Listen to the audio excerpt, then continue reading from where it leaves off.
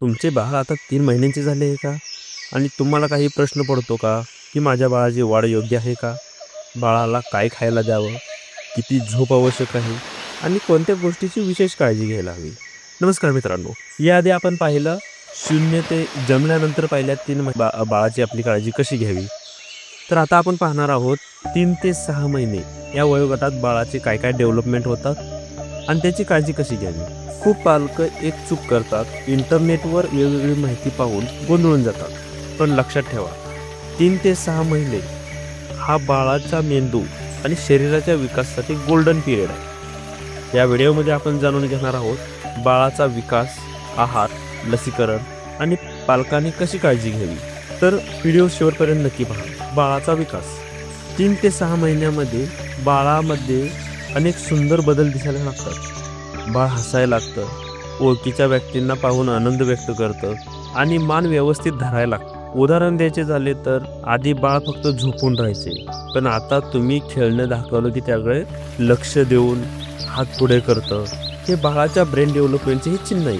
पण एक गोष्ट लक्षात ठेवा, प्रत्येक बाळाची वाढ ही वेगवेगळी असते. शेजारच्या बाळाशी तुलना तुम्ही करू नका. तुमच्या बाळाचा ग्रोथ पॅटर्न हा वेगळा असू शकतो. यामध्ये आहार काय? या वयात बाळासाठी सर्वात उत्तम आणि पूर्ण आहार म्हणजे आईचं दूध. आईच्या दुधामध्ये इम्युनिटी वाढवणारे घटक असतात, जे बाळाला इन्फेक्शनपासून वाचवतात. काही पालकांना वाटते की बाळ रडत आहे म्हणजे दूध पुरत नाही, म्हणून ते वरचे दूध किंवा पाणी देतात.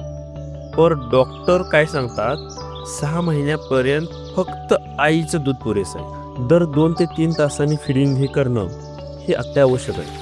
आईने देखील स्वतःचा आहार चांगला ठेवणं खूप महत्त्वाचं आहे, कारण आईच्या आहाराचा बाळाच्या आरोग्यावर परिणाम होतो. झोप 3 ते 6 महिन्याच्या बाळा साधारणपणे 12 ते 16 तास झोपते. हे नॉर्मल आहे. काही पालकांची तक्रार असते, आमचे बाळ रात्री वारंवार उठते. पण हे नॉर्मल आहे, कारण त्यांचा एक स्लीप पॅटर्न एक सेट व्हायचा असतो. जास्त उशी, ब्लँकेट किंवा सॉफ्ट टॉईज जवळ ठेवू नका. काही वेळा पालक बाळाला पोटावर झोपवतात, कारण बाळ शांत झोपते, पण यामुळे रिस्क वाढू शकते. म्हणून सेफेस्ट पोझिशन हे नॉर्मल बॅक स्लिपिंगला म्हणजे पाठीवरती झोपवणं हे नॉर्मल पोझिशन आहे. तर लसीकरण, या काळात बाळाचे लसीकरण वेळेवर करणे खूप महत्त्वाचे आहे. 14 आठवड्याला पेंटावॅलंट, पोलिओ, रोटाव्हायरस अशा लसी दिल्या जातात. काही पालकांना ताप येईल म्हणून लस पुढे ढकलण्याची सवय असते. पण लक्षात ठेवा, लसीमुळे होणारा हलका ताप नॉर्मल आहे, पण लस टाळण्यामुळे होणारा आजार हा नक्कीच धोकादायक असू शकतो. म्हणून वॅक्सिनेशन कार्डनुसार वेळेवर लसी घ्या. तर स्वच्छता, हायजीन कशी मेंटेन करायची? या वयात बाळाची त्वचा खूप सेन्सिटिव्ह असते, म्हणून हायजीन खूप महत्त्वाचे आहे. दररोज कोमट पाण्याने बाळाची स्वच्छता ठेवावी. डायपर वेळेत बदला, नाहीतर डायपर रॅशेस होऊ शकतात. अनेक वेळा पालक बिझी असल्यामुळं डायपर उशिरा बदलतात आणि मग रॅशेस होतात. सोपा उपाय, दर 2 ते 3 तासांनी चेक करा. आणि बाळाला हात लावण्यापूर्वी हात धुणे ही एक सिंपल आणि इम्पॉर्टंट सवय आहे. हे घरातील सगळ्यांना, घरातील सर्व व्यक्तींना किंवा येणाऱ्या नातेवाईकांनाही आपण हे सांगून ठेवावं. किंवा आपल्या गावाकडे बघा, बाळाला बघा येणाऱ्या नातेवाईकांना जर घरात येणार असतील तर त्यांच्यासाठी हात पाय धुण्याची जागा ही बाहेर बादली ठेवली जाते. हेच योग्य आहे. तर डेव्हलपमेंट ॲक्टिव्हिटीज काय काय होतात, बाळाची वाढ कशी कशी होते यामध्ये. या काळात बाळाशी इंटरॅक्शन खूप महत्त्वाचे आहे. बाळाशी बोला, हसा, गाणी म्हणा. तुम्हाला आश्चर्य वाटेल, बाळ तुमचा आवाज ओळखायला लागतं या दिवसात. दररोज 10 ते 15 मिनिट कमी टाईम दिल्याने बाळाचे मान, खांद्याची स्ट्रेंथ वाढते.